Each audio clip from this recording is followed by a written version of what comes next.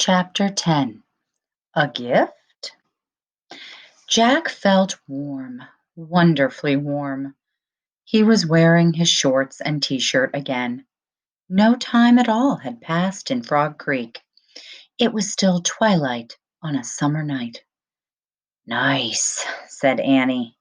Really nice, said Jack. He reached into his pocket and took out the tiny box, empty of gold dust now. He placed it on the floor of the treehouse, next to the guide to the territory of Alaska. Annie reached into her pocket and pulled out the shimmering, dark blue box, empty of stardust. She put it beside the gold box on the floor. That was a good trip, said Annie. Yeah, a little cold, a little stressful, said Jack, but all in all, very good. The best part, of course, was the dogs, said Annie. Totally, said Jack. Come on, let's go. Let's go home. He started down the rope ladder. Huskies are great dogs, said Annie, following him. Yup, said Jack. Strong and brave. And really smart, too, like St. Bernards. Remember Barry in Switzerland? Annie said as she stepped off the ladder. Of course, said Jack. He smiled and shook his head, remembering the giant, crazy puppy high in the mountains. And remember when Morgan turned Teddy into a terrier? Said Annie. Of course, said Jack. We'd better walk our bikes now. It's getting dark fast. Okay, said Annie. She and Jack started pushing their bicycles over leaves and grass. The woods were filled with the sounds of summer. Bullfrogs croaked from the hidden creek. Crickets chirped in the grass. An owl hooted from a tree branch. Then came another sound. Yip! What was that? Said Annie, stopping. I don't know, said Jack. Yip! It sounds like a dog, said Annie. No way, said Jack. That's too much of a coincidence. Yip! Yip! Coincidences or not, there's a dog around here somewhere, said Annie. She parked her bike against a tree. Seriously? Said Jack. Shh, said Annie. The leaves rustled. Yip, yip. In the dark, Annie got down on her hands and knees. Where are you? She whispered. Yip, yip, yip.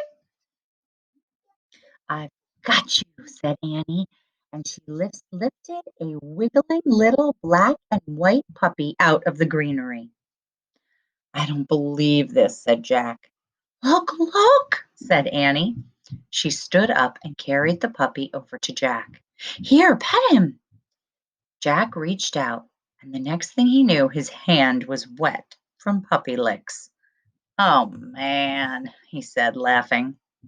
Can you push my bike? Annie asked.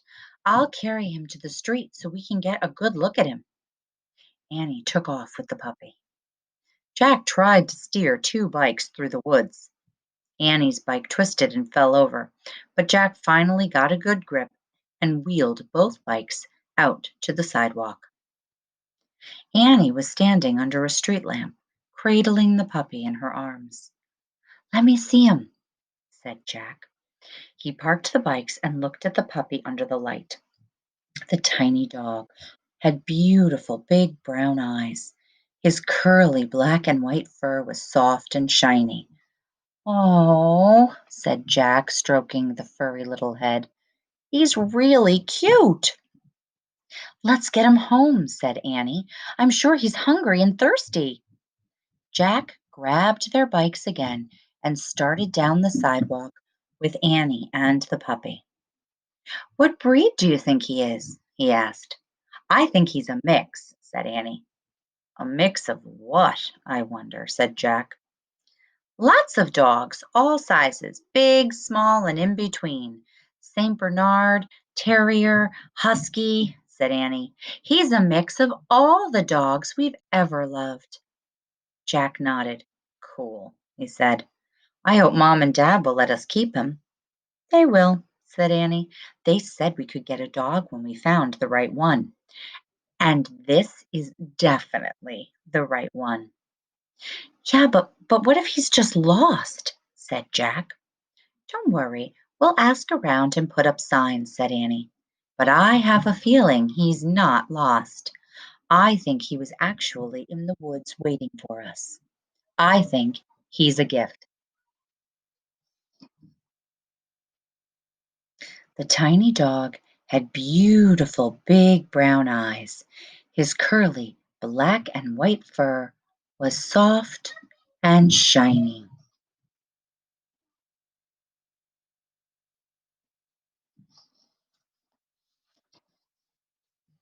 A gift from whom? Said Jack. Maybe from Merlin and Morgan, said Annie. A gift to thank us. Jack smiled. He liked the idea. So what do you think we should name him? He said. Annie thought for a moment. What about Okie? Okie? Said Jack. Like the boy we just met? Yeah, I like that name, said Annie. Plus, it'll remind us of all the Huskies and Balto. Yeah, said Jack. But hey, just promise me if he asks to go outside or eat or play with a toy, you won't say, Okie dokie, okie. Annie laughed. I promise, she said. They climbed the steps to their front porch. Then Annie stopped at the screen door. Ready to meet the parents? She asked the puppy. Yip, yip. Okie dokie, okie, said Annie. Let's go inside. For more than 100 years, dog sled racing has been a favorite sport in Alaska. The most famous race in dog sled history took place in the winter of 1925 when a relay of sled teams carried a medicine to fight diphtheria from Anchorage, Alaska, up to Nome, Alaska, in less than 6 days.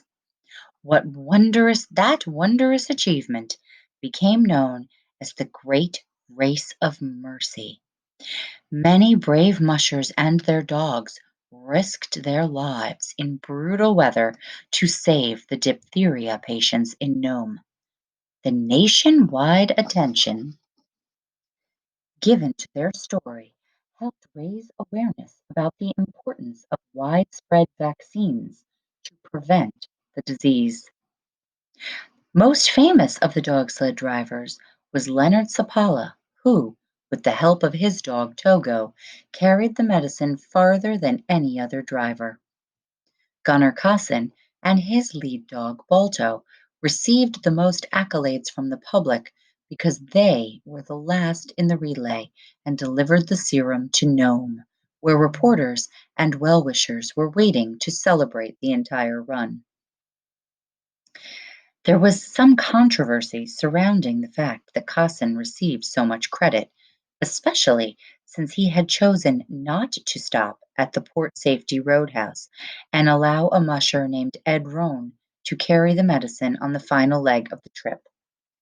Kaasen said that the darkened cabin led him to believe Rohn was sleeping, and therefore time would be wasted by waking him and hitching up all his dogs and getting him on the trail. So Kaasen decided to speed on to Nome to get the medicine there as soon as possible. Regardless of the debate over who should have received the most credit, the 1925 Serum race was testimony to the courage, strength, and skill of all the Alaskan mushers and their amazing dog teams.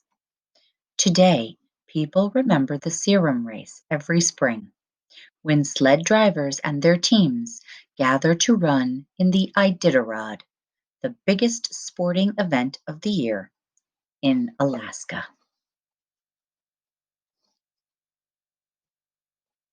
And that's the story of Balto of the Blue Dawn by Mary Pope Osborne.